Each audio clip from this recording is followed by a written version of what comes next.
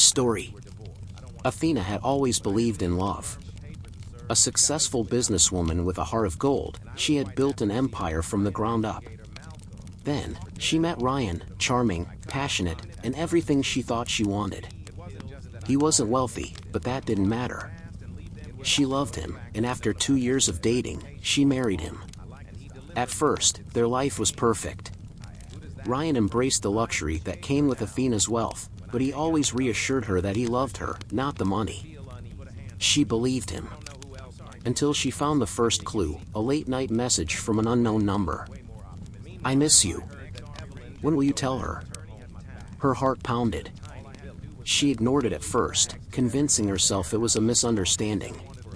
But soon, more signs appeared: suspicious business trips, whispers between Ryan and her assistant, and credit card charges at a hotel she had never been to. One night, she followed him. Her world shattered when she saw him at a rooftop bar, his arms wrapped around another woman, whispering in her ear the same words he once whispered to Athena. She confronted him. At first, he denied it. Then, when the evidence was undeniable, he laughed. "You really thought this would last? Athena, I never loved you. I just played the game better than you did." Tears burned her eyes, but she didn't let them fall. He expected her to crumble. Instead, she walked away, straight to her lawyer. Ryan had no idea that she had protected herself from the beginning. A prenup. No access to her assets. No way to take what she had built. The next morning, Ryan found himself locked out of their mansion, his belongings packed in garbage bags on the sidewalk. The luxury, the cars, the life, everything was gone in an instant. He tried to fight it, but Athena had already moved on. As he sat alone in a cheap motel, scrolling through photos of the life he lost, regret hit him like a storm. But it was too late. Athena had already rewritten her future, without him. Ryan stared at the ceiling of the dimly lit motel room. The flickering neon sign outside his window buzzed like an unrelenting reminder of how far he had fallen. His phone was silent, no calls, no messages, nothing. The woman he had cheated with? She wasn't answering anymore. The friends he once flaunted his wealth to? Gone. It turned out they weren't his friends, they were just entertained by the luxury Athena provided. He took a deep breath and checked his bank account. Nearly empty. Without Athena's credit cards, he had nothing left but a few $1,000s, barely enough to last a month. He had no job. No prospects. He had built nothing for himself because he always relied on Athena. Meanwhile, Athena was thriving. Athena's rise. She didn't cry after Ryan. Not for long, anyway.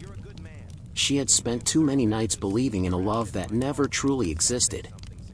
Now, she was stronger. She threw herself into work, expanding her empire further.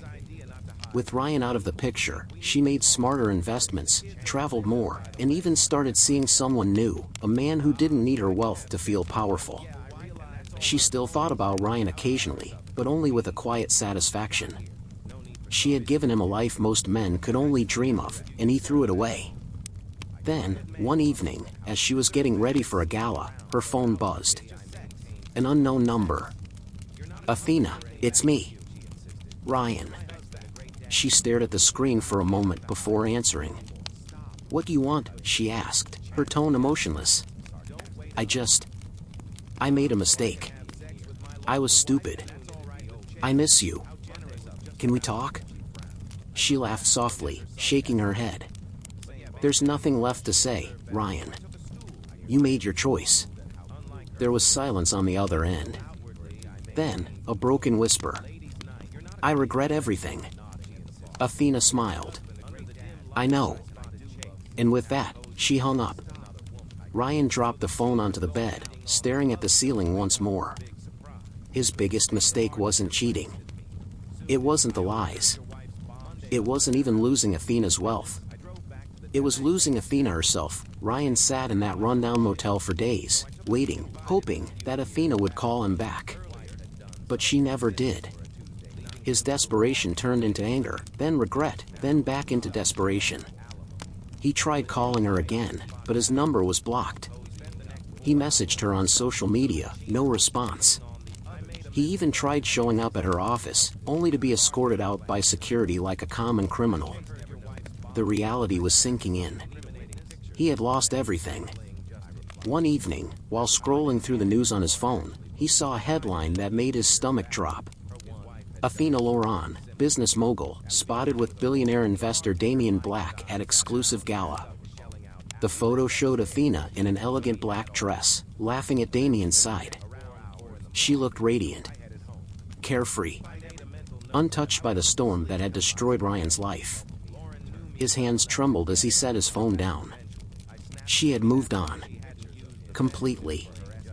A desperate plan. Fueled by whiskey and self-loathing, Ryan decided he wouldn't go down like this. He had to talk to her. Face to face.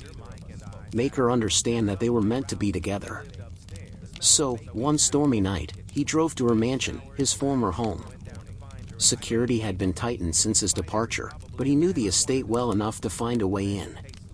Climbing over the side fence, he crept toward the back patio, where the lights from the grand living room glowed warmly. Through the glass doors, he saw her.